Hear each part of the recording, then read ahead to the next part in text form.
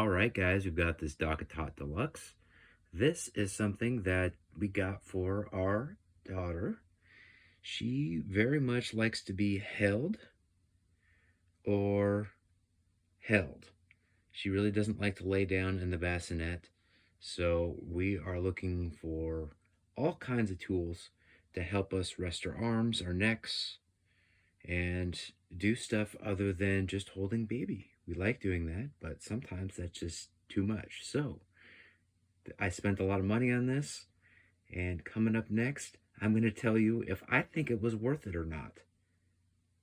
And anyone that knows me knows that I'm going to be very blunt, so here we go. So far, this is working really, really well. Yes, check the links in the description. Look, you like this DockATot? Even when you're not sleeping, you're comfy in it. I'm pretty surprised, in a very good way. Yeah, look at you. And you can kick on the side there. Very cool. So far, so good.